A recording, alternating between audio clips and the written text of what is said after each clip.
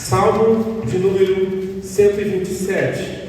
Nós continuamos então a nossa peregrinação nos Salmos de Romagem. Estamos em uma série de sermãos nos Salmos de Romagem. Salmos esses que estão compreendidos entre os 120 até os 134. Então, ao longo das semanas, vocês vão acompanhar as exposições que estaremos fazendo ao longo desses salmos, até o salmo de número 134. O salmo dessa manhã é o salmo 127, salmo de número 127. Eu queria, antes de entrarmos na exposição, ler o salmo. Então acompanhe comigo a leitura do salmo. Salmo de número 127, Cântico de Peregrinação de Salomão. Diz assim então a palavra do Senhor: se não for o Senhor o construtor da casa, será inútil trabalhar na construção. Se não é o Senhor que vigia a cidade, será inútil a sentinela montar guarda. Será inútil levantar cedo e dormir tarde, trabalhando arduamente por alimento. O Senhor é que concede aos seus amados, aqueles a quem Ele ama. Os filhos são herança do Senhor, uma recompensa que Ele dá. Como flecha nas mãos do guerreiro são os filhos, nascidos da juventude. Como é feliz o homem que tem a sua aljava cheia deles. Não será humilhado quando enfrentar seus inimigos no tribunal. Vamos ao Senhor mais uma vez em oração. Ó Deus, nós queremos te dar graças pela tua palavra e pelo privilégio que temos de lê-la e de sermos atingidos por ela e por suas verdades nessa manhã. Clamamos por isso. Clamamos, ó Deus, primeiro por misericórdia. Clamamos, ó Deus, primeiro para que o Senhor misericordiosamente nos alcance e nos socorra em nossas fraquezas. Pedimos que o Senhor possa quebrar os nossos corações, a fim de que esses recebam a semente do Evangelho. Quebre, ó Deus, as escamas dos nossos olhos, para que olhando vejamos as belezas contidas na Tua palavra. Ó Deus, nós não merecemos, mas precisamos dessa água que vem do Teu trono, essa água que mata a nossa sede, que sacia, ó Deus, a seca do nosso ser. Faz isso nessa manhã mais uma vez nós te pedimos, faz de novo em nós, faz de novo em Tua igreja, faz de novo, ó Deus, nas nossas casas, nas nossas famílias, que nós saiamos dessa manhã aqui transformados por aquilo que o Senhor tem feito em nós, em nome de Cristo Jesus. Amém.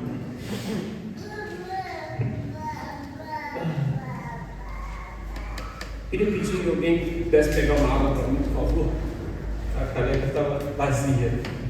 Irmãos, então, Salmo de número 127 fala de uma verdade conhecida. Se nós fizermos uma leitura bem simples, como essa que acabamos de fazer, não será difícil. Não é algo que seja difícil de compreender, não é verdade? Qualquer pessoa, por mais que ela não tenha tido contato com a Bíblia, a primeira leitura já dá uma clareza sobre do que o Salmo está falando. O Salmo estava falando o seguinte: se o Senhor não for o construtor da casa, em vão trabalham aqueles que a constroem. Se o Senhor não for o vigia, quem está vigiando à toa. É inútil trabalhar, acordar cedo e dormir tarde. É inútil se doar e se esforçar trabalhando arduamente, pois quem dá o sustento é Deus. E aí, no verso 3 até o verso 5, ele fala sobre os filhos, que são esses uma bênção, que são esses herança, que são esses como flechas na mão do guerreiro. Existe alguma coisa nova aqui? Há nesse salmo algo novo? Alguma informação nova, algo que nós não sabíamos? Se você está aqui hoje pela primeira vez, muito obrigado, meu irmão. Não é novo para você o fato de que é Deus que nos dá todas as coisas. Nós temos isso bem claro na ponta de nossas línguas, pois é comum a nós pronunciarmos a seguinte sentença: graças a Deus. Graças a Deus. E aí, chegou bem? Graças a Deus. Conseguiu concluir o seu curso? Graças a Deus. Isso nada mais é do que um reconhecimento verbal de que todas as coisas são feitas por Ele, são feitas por causa dEle e são feitas para Ele. Então, de modo bem simples, nós podemos afirmar que neste salmo não tem nada novo. Mas, sobretudo, contudo, existe algo ou algumas verdades nas quais nós precisamos considerar. Pois no meio de nós existem ainda muitos ansiosos. Muitos. Porque ainda há em nosso meio tantos que estão sobrecarregados e desanimados. Se é Ele, se é Deus que faz todas as coisas, por que nós desesperamos? Por que nos angustiamos? Por que estamos excessivamente preocupados? Por que estamos continuamente correndo atrás do vento? Por que corremos? Porque tentamos resolver com a força do nosso braço? Porque acreditamos que o sustento vem das nossas habilidades? É Deus que dá. É Ele que faz. É Ele que sustenta. Não é isso que dizemos? Não é isso que sai dos nossos lábios? Não é essa a verdade que pronunciamos dia após dia? No entanto, na prática, não é isso que vivemos. Jesus, no seu Evangelho de Mateus, capítulo 21, ele propõe uma parábola, que é chamada por parábola dos dois filhos. E essa parábola diz o seguinte: tendo um homem 2 filhos, chegou para o primeiro e disse: olha, meu filho, eu preciso que você vá lá na minha horta, na minha vinha, para você trabalhar. E esse filho disse assim: não, pai, conta comigo, eu vou. E chegando o dia de ir, ele não foi. E esse pai chega para o segundo filho e fala o mesmo: olha, meu filho, tenho muito trabalho a ser feito na horta de papai, eu quero que tu vá até lá para que tu trabalhe. E esse segundo filho disse: não, pai, eu não vou. No entanto, no dia que ele deveria ir, ele foi. Após pronunciar essa palavra, Jesus chega para a sua plateia e fala: qual foi desses que fez a vontade do pai? E todos unanimemente na plateia responderam: o segundo. Pois esse, mesmo dizendo que não ia, acabou indo. Essa talvez seja a nossa realidade. Nós talvez, provavelmente, não afirmamos que não vamos. Nós dizemos: não, nós vamos. Eu vou, pai, trabalhar. Eu creio que Deus é que me dá todo o sustento. Eu creio que Deus é que vigia a minha casa. Isso é o que falamos. Isso é o que sai da nossa boca. Isso é o que dizemos acreditar. Porém, na hora da prática, na hora de ir à vinha, nós não vamos. Percebam que há notoriamente um desacordo, uma contradição entre aquilo que falamos e aquilo que vivemos. E talvez essa seja a razão de existir entre nós tantos ansiosos, tantos angustiados e tantos desanimados. Nada do que é afirmado no Salmo é novo, nada. Concordamos com tudo, porém apenas no discurso. A nossa prática divina está distante dessa realidade. Somos chamados a ser muito mais do que apenas fazer. Fomos chamados para ser. Ser significa falar e fazer. Ser significa não apenas discursar, mas significa manifestar de forma prática aquilo que você diz.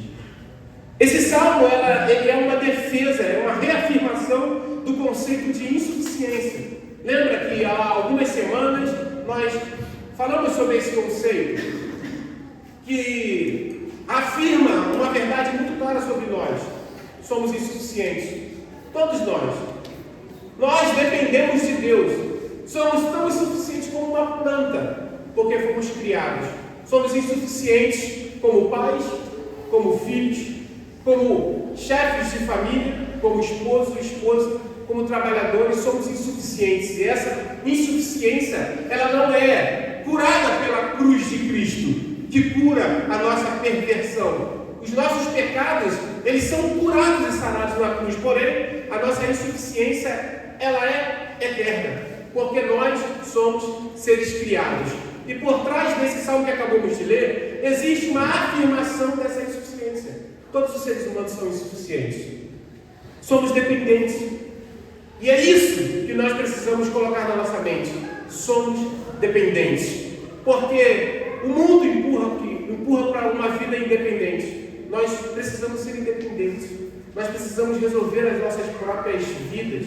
É isso que nós, desde pequenos, aprendemos a viver. No mundo, o que nós aprendemos é o seguinte: não dependa de ninguém. Faça você mesmo.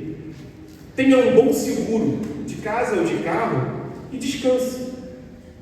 Trabalhe, trabalhe, trabalhe e trabalhe. Não tenha filhos. Sabia que cresce o número de casais que acreditam que essa seja uma melhor opção? Não é incomum que entre nós haja gente que conheça casais que defendem essa tese. Não tenha filhos. Viajem, curtam a vida, curtam uns aos outros. Porém, um salmo que nós aprendemos é o seguinte: faça planos de construir. Porém, é Deus quem edifica. Viaje ou vigie, mas é Deus quem te guarda. Trabalhe, mas é Deus quem te dá o pão. Você pode até ganhar dinheiro, mas herança de verdade são filhos e família. Dessa forma, nós queremos ressaltar o ensino desse salmo, aprendendo que nós fracassamos. E quando nós fracassamos, então, quando tentamos fazer essas coisas sem Deus.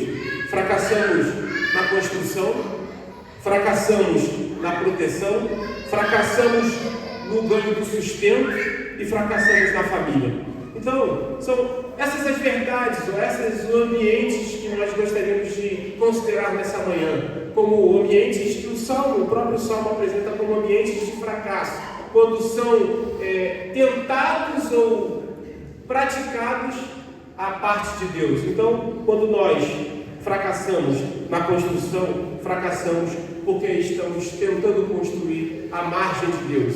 Fracassamos na proteção, por acreditar que nós somos capazes de nos proteger ou proteger aqueles a quem amamos sem Deus.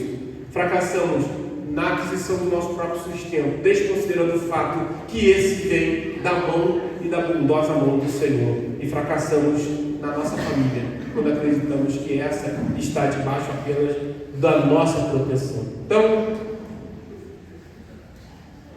eu queria que nós passássemos a considerar essa verdade.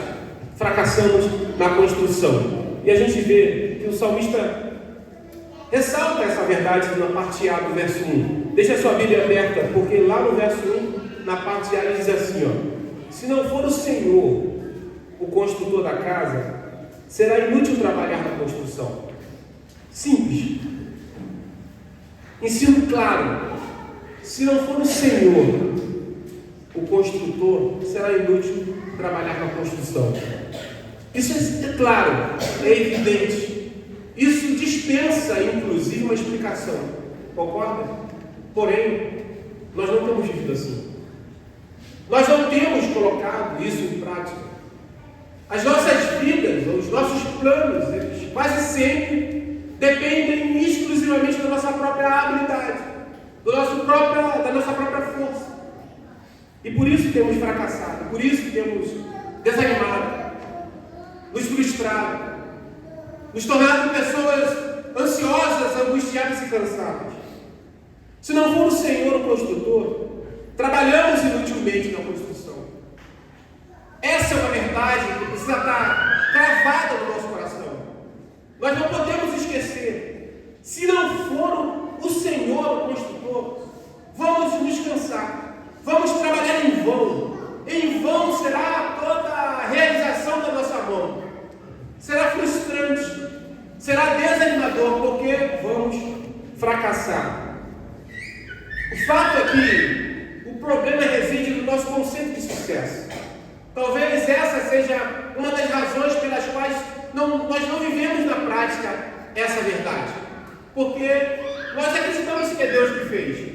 Porém, no fundo, nós nos orgulhamos quando realizamos qualquer obra que seja, por menor que seja. Porque estamos com o nosso conceito de sucesso equivocado. Porque nós acreditamos que sucesso é quando a gente compra um carro novo. Sucesso é quando eu consigo sair de uma comunidade carente e atingir a idade adulta morando numa região nobre da cidade. Sucesso é quando eu consigo ir no mercado e não precisar fazer conta para poder adquirir todos os itens que contém aquele mercado. Sucesso na nossa cabeça, ou sucesso na cabeça do homem e da mulher do século XXI, tem a ver com não depender de nada nem de ninguém. Percebam como é equivocado o nosso conceito de sucesso. Percebam como nós precisamos reajustar a nossa consciência para uma consciência bíblica. Percebam como falta em nós uma cosmovisão cristã. Percebam como nós enxergamos o mundo de forma enviesada. Nós realizamos as nossas obras de acordo com o nosso próprio coração. Dizemos que vamos e que voltamos, que compramos e vendemos ao nosso belo prazer. E no final de tudo, alegamos que foi Deus que fez. Nós só corremos para Deus quando até o nosso conceito de sucesso é frustrado. Pois nós acreditamos que o sucesso é ter um bom emprego, uma casa de campo, um sítio. Irmãos, na Bíblia, sucesso não é isso. Porque se sucesso fosse isso para Deus, o nosso mestre seria o quê? Pois Cristo disse uma vez aos seus discípulos: vocês realmente querem isso aqui? Porque o Filho do Homem não tem onde reclinar a cabeça. Nós alegamos ou acreditamos estar vivendo uma vida de sucesso porque fazemos aquilo que o nosso coração manda. O salmista aqui, Salomão, foi um homem que, em seu livro de Eclesiastes, diz: não neguei nada ao meu coração, todos os bens da terra, todos os prazeres concedi. No entanto, ao chegar ao fim da vida, ele diz: vaidade, tudo vaidade, nada faz sentido. Nenhum dos bens, dos prazeres dessa terra fazem sentido. Tudo vaidade. O conceito de sucesso está equivocado, porque nós podemos até construir uma casa, podemos edificar uma casa, porém, isso não significa essencialmente que ali há um lar. Podemos montar e até manter um negócio, mas nos tornarmos escravos desse negócio. Nós podemos até ter dinheiro, mas viver uma vida avarenta e mesquinha. Percebam como é equivocado o nosso conceito de sucesso? Percebam que talvez essa seja a razão de nós não vivermos aquilo que o Salmo diz. Estamos conscientes de que Deus que dá, mas nós não descansamos. A nossa alma não descansa, nossa mente não para. Talvez você esteja aqui, olhando para mim fixamente, sem piscar, olhando para mim sem se distrair, mas a tua mente esteja vagando, pensando nos problemas que você terá que resolver na segunda, na conta, no problema que tu deixou no trabalho na sexta, como tu vai fazer para resolver. Irmão, o convite do Salmo é esse: descansa, descansa. Hoje é o dia do descanso. Esse é o dia que o Senhor fez para que possamos descansar, e a nossa alma, ela nunca encontrará descanso enquanto nós acreditamos que somos nós que fazemos. Não é você que faz, não é você que tem capacidade de sustentar o seu trabalho, não é você que tem capacidade, por mais habilidoso que seja, de edificar uma casa. Percebam na própria Bíblia exemplo de homens que, habilidosos, se frustraram quando a parte de Deus organizaram planos. Pense comigo, lembrem da Torre de Babel. Para quem não conhece, capítulo 11, Gênesis fala de um grupo de homens que se levantou, se reuniu e disse o seguinte: Agora vamos construir uma cidade que tenha uma torre que chegue ao céu. Assim ficaremos famosos e não seremos espalhados pelo mundo inteiro. Gênesis 11:4.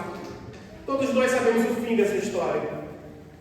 Orgulhosamente eles se reuniram para tramar um plano para que os seus nomes fossem perpetuados na história e eles não fossem espalhados pela terra. O final foi que Deus frustrou os seus planos, criando diferentes línguas para que não se entendessem mais, e foram todos eles espalhados pela terra. É isso que acontece comigo e com você. Quando planejamos, quando organizamos ideias e planos a parte de Deus. A história de Saul é um outro exemplo. Deus colocou Saul como rei de Israel, e ele até ia bem quando Deus deu a seguinte ordem: olha, vá contra os amalequitas e destrua-os. Não deixe nada vivo, nem homens, nem mulheres, nem animais. Destrua, porque eu quero trazer juízo sobre os amalequitas.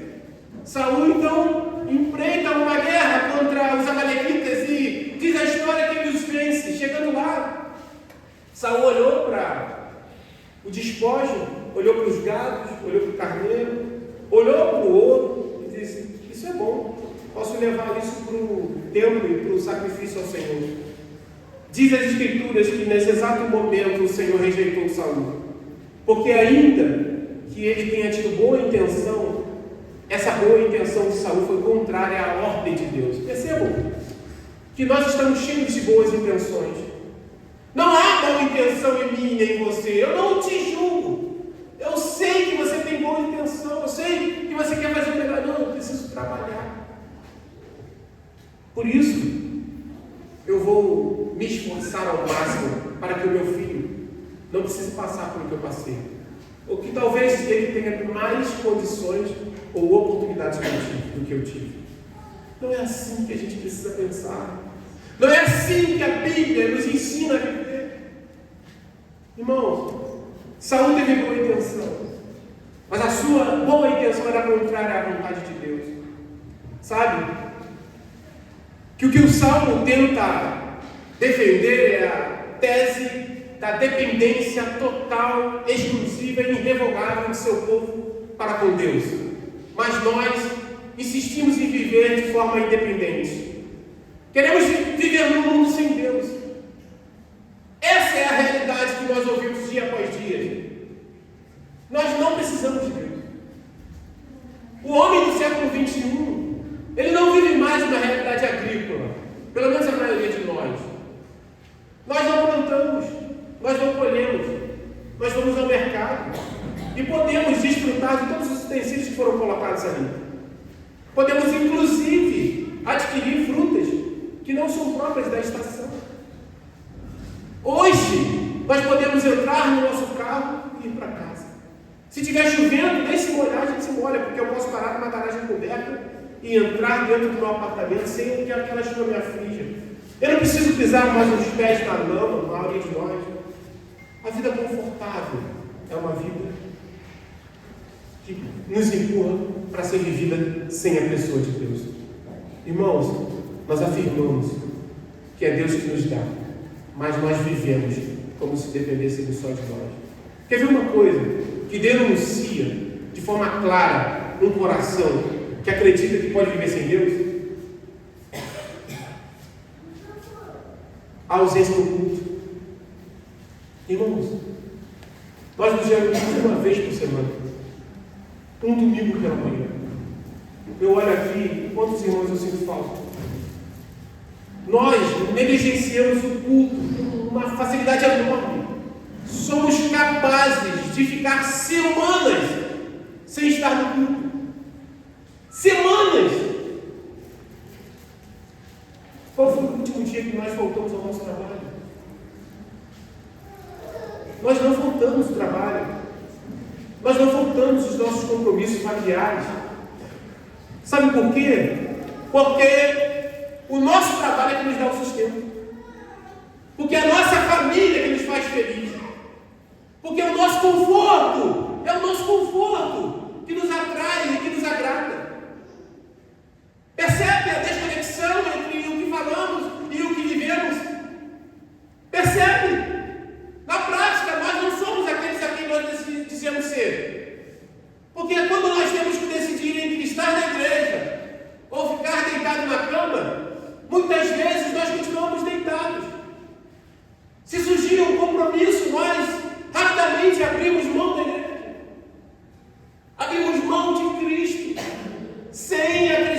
que assim estamos fazendo.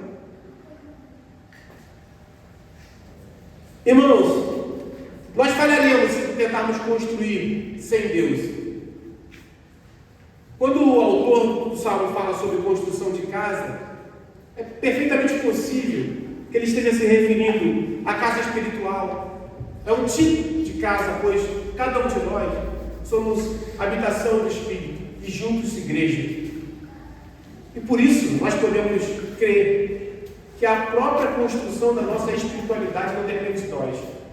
Se Deus não for aquele construtor da nossa própria vida, nós falharemos na construção da nossa própria vida espiritual. Isso tem a ver com o fato de que eu não faço o que eu quero, eu faço aquilo que a Bíblia manda que eu tenho que fazer.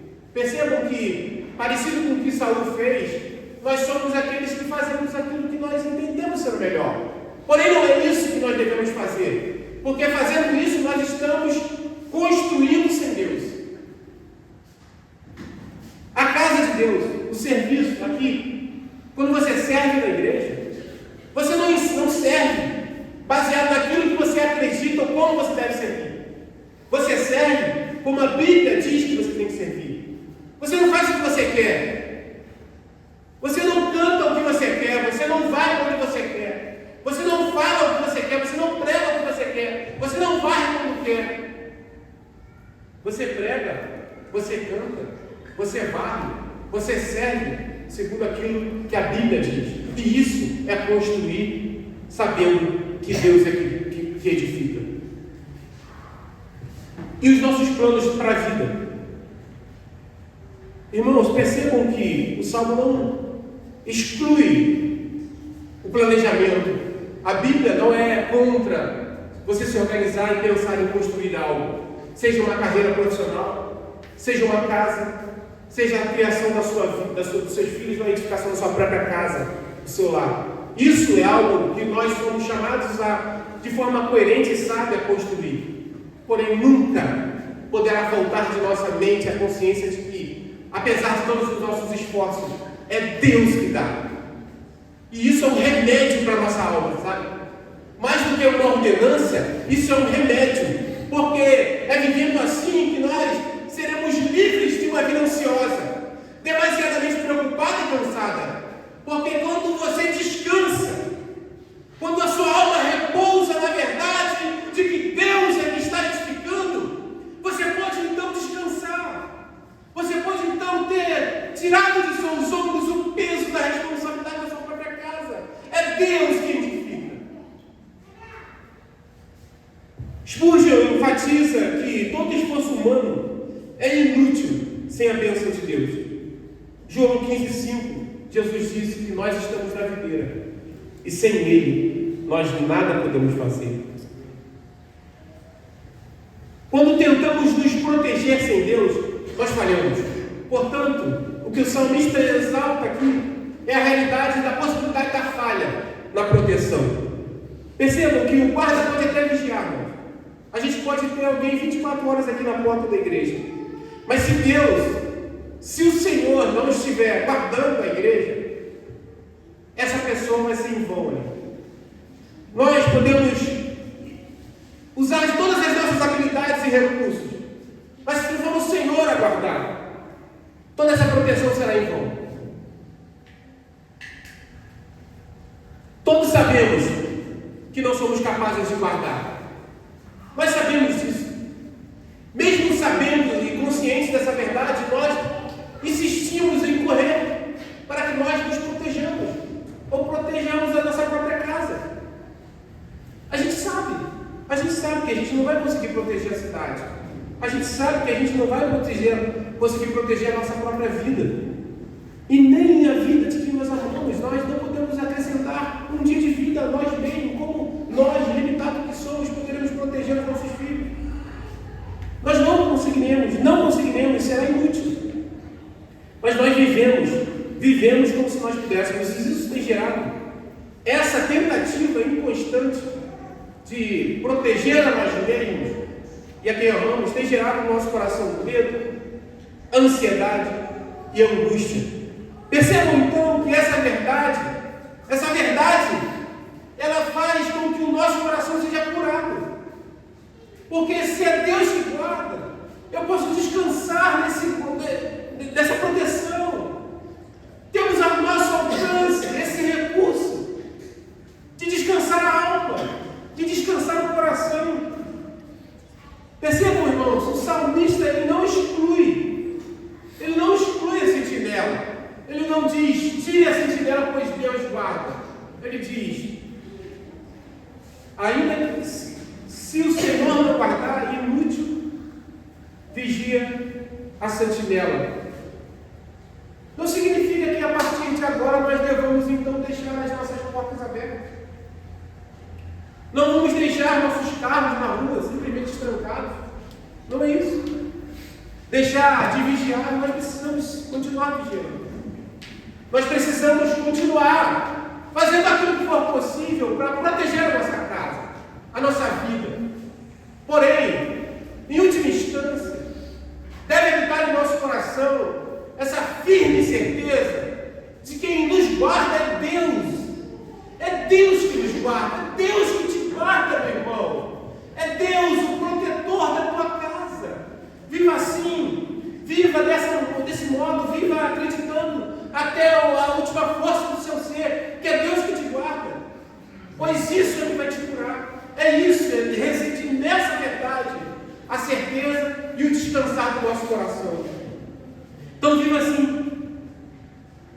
Descanse, descanse, descanse nessa segurança. Se nós não descansarmos nessa verdade, nós vamos falhar em guardar a nossa própria vida e a vida de quem nós amamos. Terceira verdade, é Deus quem nos dá o sustento.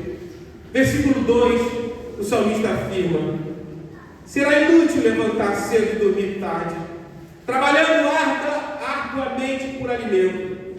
O Senhor é que concede sono àqueles a quem Ele ama. Em outras versões, esse mesmo salmo diz o seguinte: olha, é inútil você acordar cedo e dormir tarde para trabalhar atrás do teu sustento. Porque enquanto eles dormem, Deus os sustenta. Enquanto os santos, ou a quem Deus ama, dormem, esses recebem o sustento de Deus.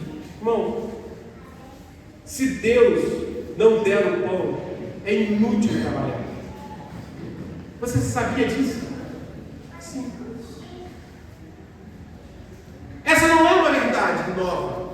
Essa não é uma afirmação que nós não ouvimos, como tenho dito desde o começo. Porém, o nosso coração tem estado angustiado de forma demasiada, por acreditarmos que reside na nossa própria habilidade o sustento da nossa casa.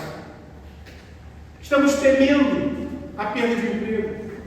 Tememos de forma exagerada um futuro incerto, porque não temos vivido de fato a verdade de que quem nos sustenta é Deus. Pode dormir tarde e acordar cedo. É inútil não dormir para aumentar o seu tempo de trabalho. É inútil. Se você, acreditando no fato de que depende de você o sustento da sua casa, se você vive assim, você está fadado ao cansaço. Cansaço espiritual, cansaço físico. Não é incomum que em nossos dias muitas pessoas tenham sofrido de burnout. Provavelmente muitos de nós conhecem amigos de trabalho que sofreram e sofrem por causa disso. Porque querem a todo custo sustentar e viver sustentando a realidade que depende deles no dia de amanhã, o pão nosso de cada dia. Enquanto você trabalha sem Deus, Deus sustenta os seus enquanto esses dormem. Olha que verdade, olha que maravilha que está para mim e para você. Enquanto trabalhamos sem Deus, Deus continua sustentando aqueles a quem Ele ama, enquanto esses dormem. Irmãos, é Deus que dá. Da mesma forma, a orientação não é para parar de trabalhar. Perceba que o salmista ele não exclui a possibilidade de trabalho. Ele não diz, pare de trabalhar, pois é o Senhor que dá o pão. Ele diz, inútil é você acordar cedo e ir trabalhar tarde. Inútil é você doar toda a sua vida para o teu trabalho, pois acreditar que ele seja o teu sustento vai te matar. Não é para parar de trabalhar. Não é para descansar e agora viver uma vida inerte. Não é essa a verdade contida no Salmo. Mas é, trabalhe, consciente de que Ele tem guardado os seus. Ele tem proporcionado sustento. Ele que a cada dia nos concede o pão. Lembra quando eu falei para as crianças?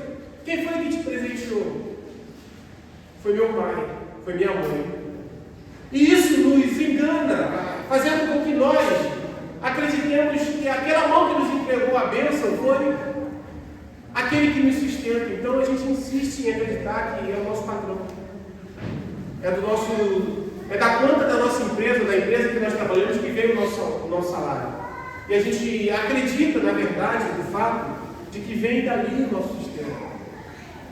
Mas é Deus que tem hoje utilizado a empresa que você está para te sustentar. E se não for essa empresa, aquele que sustenta não muda. Ele é o mesmo. É o mesmo hoje, sempre e sempre será. De modo que, se hoje ele te sustenta por intermédio dessa empresa, amanhã ele pode te sustentar por intermédio de outra empresa. Irmãos, Deus, Ele não desampara os seus. Ele cuida. Então descanse, meu irmão. Aprenda a descansar. Aprenda a repousar o coração nas verdades contidas no Evangelho. Você pode descansar e saber que Deus ele te dá. É Deus que te dá, é Deus que já preparou todos os dias da sua vida, antes que você viesse a existir. Ele que te guarda a sua saída e a sua entrada. É Ele que te dá um pão todos os dias. E Ele tem feito isso cotidianamente até o dia de hoje. E tendo feito Ele isso até o dia de hoje, acredite você ou não, Ele vai continuar fazendo até o último dia de sua vida, da forma que Ele achar melhor. Então, apenas creia, descanse, livre a tua alma dessa aflição angustiante de querer correr e resolver o seu pão por sua própria força. Você vai se cansar, você vai se frustrar, você vai se desanimar. Quantos de nós renunciamos no reino de Deus pelo trabalho? Quantos? Quando na verdade deveria ser o contrário. Deveríamos renunciar ao trabalho pelo reino de Deus, porém temos agido de forma oposta, temos renunciado ao reino por causa do trabalho. Por acreditar que esse trabalho foi Deus que me deu e é dele que eu tenho que lutar para manter. Não faça isso. Você vai prosperar. Segundo o conselho deste mundo, segundo o conceito de sucesso que nós vimos no início, você vai prosperar. Não é impossível que você alcance esse tão desejado sucesso, porém, quando chegar no final da sua vida, provavelmente você vai fazer como o Salomão fez. Vaidade. É tudo vaidade. Então livre a tua alma dessa vida. Livre. Trabalhe conscientemente na tua própria mente e no teu coração, com a verdade de que você é sustentado pelo Senhor. É Deus que sustenta a tua casa e a tua vida. Como vivemos conscientes de que o sustento vem do Senhor? Quer comais, quer bebais, ou façais qualquer coisa, faça para a glória de Deus. Viva como um mordomo. Sabe como um mordomo vive? Ele cuida de todos os bens de seu patrão, como se fossem seus, sabendo que não são. Viva como um mordomo. Foi para isso que nós fomos chamados. Nós falhamos na edificação da nossa família quando a fazemos à margem de Deus. No Salmo A partir do verso 3 até o verso 25, ele fala o seguinte: os filhos são herança do Senhor, uma recompensa que Ele dá. Como flechas nas mãos do guerreiro são os filhos, nascidos na juventude.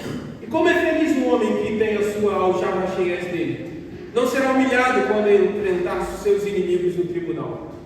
Olha que coisa curiosa. Verso 1 e verso 2 está falando de construção, de segurança e de alimentação. Está falando sobre utensílios ou itens básicos para a sobrevivência. Construção, alimentação e segurança. A partir do verso 3, parece que o salmista muda de assunto. Ele fala do nada sobre filhos. E o que filhos têm a ver com construção, sustento e segurança? O que filhos têm? Qual é a relação que o salmista quer fazer com a afirmação de que filhos são herança? Eu queria pensar com você um fato. Nessa ocasião aqui, não havia nesse período da história previdência social. Não havia aposentadoria. Os filhos eram responsáveis pelo sustento de seus pais. Quem tivesse mais filhos estaria mais garantido na construção, na segurança e na alimentação. E além disso, também nas guerras, como o salmista encerra o salmo. Em uma guerra, uma família que tinha mais filhos possivelmente teria mais soldados e assim, consequentemente, vantagem sobre os seus oponentes. Não era incomum que as famílias numerosas depositassem suas esperanças nos muitos filhos. Então, a relação é a seguinte: o salmista está dizendo assim, quem constrói é o Senhor. Se o Senhor não construir, em vão trabalham os construtores. Se o Senhor não vigiar, em vão vigia a sentinela. É inútil acordar cedo e dormir tarde, porque quem dá o pão é o Senhor. E aqui o salmista fala sobre filhos. Por isso o salmista afirma que quem constrói é Deus, quem vigia é Deus e quem sustenta é Deus. Não são os muitos filhos. Não são os muitos filhos que vão construir. Não são os muitos filhos que vão garantir a segurança. E muito menos os muitos filhos que vão garantir o sustento. Não são os muitos filhos. O que o salmista está ensinando, então, é aquilo que eu e você precisamos aprender. Para a realidade desse povo, residia em seus filhos a esperança de um futuro melhor. Residia na possibilidade de filhos a certeza de que teriam construções edificadas, que teriam as suas casas guardadas e o seu pão e a sua mesa farta. Então a solução estava como? Bora ter filhos. Era isso que eles pensavam. Eles acreditavam então que a solução era: tenhamos filhos, bora ter filho. Quanto mais filhos tivermos, mais construções serão feitas, mais segurança teremos e mais pão haverá sobre a nossa mesa. Porque os nossos filhos nos garantirão isso. Porque eles serão a certeza do nosso futuro. E o salmista diz: não são os filhos. É o Senhor. Não é os filhos que vão te segurar. Não são os seus filhos que vão construir para você. Não são os seus filhos que vão te alimentar. É Deus. Percebam que eu e você somos muito parecidos com esse povo. Porque nós não olhamos para os filhos. A única diferença é essa. Não são os filhos aqueles que recebem nosso voto de confiança. Não são os filhos que nós acreditamos que vamos sustentar. São o nosso trabalho. São a nossa herança. É o nosso dinheiro. É o nosso carro. É o nosso sucesso. É o nosso conforto. E o que a gente faz? gente fala? Vamos trabalhar, vamos ter carros, vamos ter conforto, tenhamos sucesso, abrimos mão do reino para que busquemos esse tão necessário sucesso, porque é dele que vai vir o nosso futuro. Percebam que, ainda que olhando para um lugar diferente, a expectativa do nosso coração é a mesma. Nós acreditamos que é isso que vai nos manter, é isso que vai garantir o nosso futuro melhor, a nossa aposentadoria. Não, não é isso. Não são os filhos, não são os cargos, não são o sucesso. Não, é Deus, é Cristo a certeza do nosso amanhã. É Ele que vai garantir que quando a gente chegue no final da nossa vida, a gente possa olhar para trás e dizer: combati o bom combate, guardei a fé. É isso que a gente precisa dizer, e não como disse Salomão. Salomão disse: vaidade, é tudo vaidade, nada faz sentido. Por que nós dizemos isso? Porque estamos correndo atrás do vento. Estamos correndo atrás do vento, estamos colhendo, plantando vento, queremos colher frutos, vamos colher tempestade. Por isso, não negocie, meu irmão, não negocie o reino de Deus, custe o que custar, custe o que custar, não negocie o reino de Deus. Por isso fracassamos, as nossas expectativas se tornam equivocadas, percebam? Sabe o que o salmista está fazendo?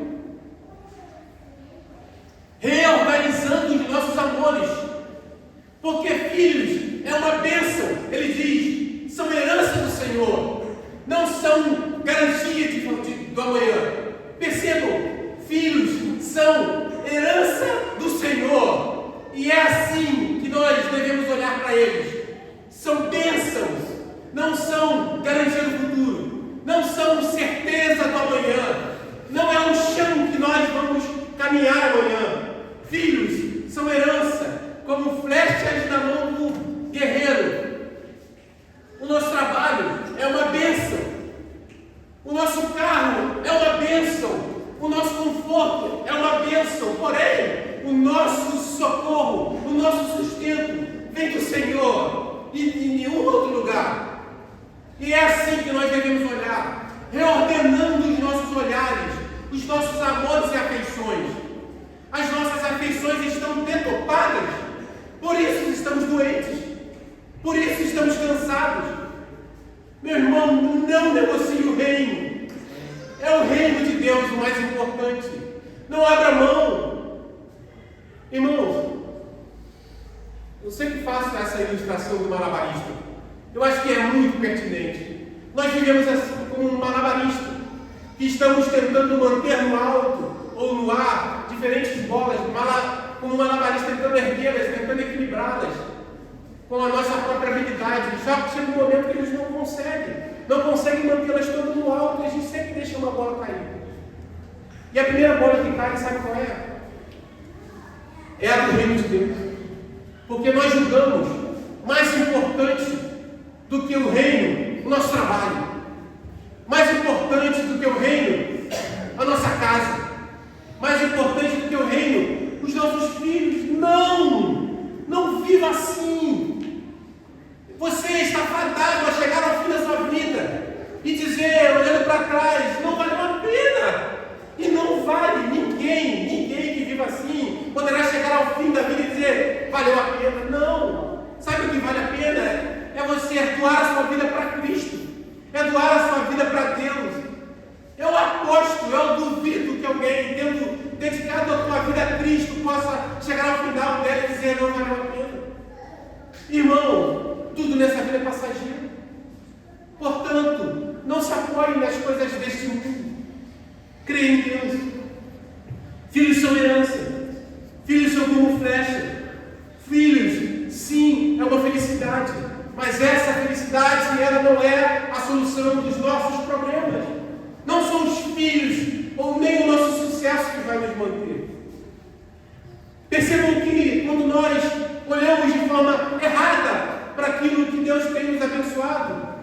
nos tornamos escravos. Por quê? Os pais, acreditando que os filhos são a esperança do futuro, se tornam escravos dos filhos. Nós, acreditando que o nosso trabalho é o futuro e a garantia e a certeza do nosso amanhã, nos tornamos escravos do trabalho, escravos do nosso conforto, escravos daquelas nossas conquistas. Essa é a forma errada como nós temos vivido. Nós precisamos nos arrepender. Nos tornamos escravos, quando na verdade nós somos chamados para sermos escravos de Cristo, porque é Ele que nos sustenta. É inevitável que sejamos ou vivamos como escravos, porque a nossa insuficiência nos causa essa dependência. Portanto, que vivamos como escravos de Cristo e não como escravos do mundo.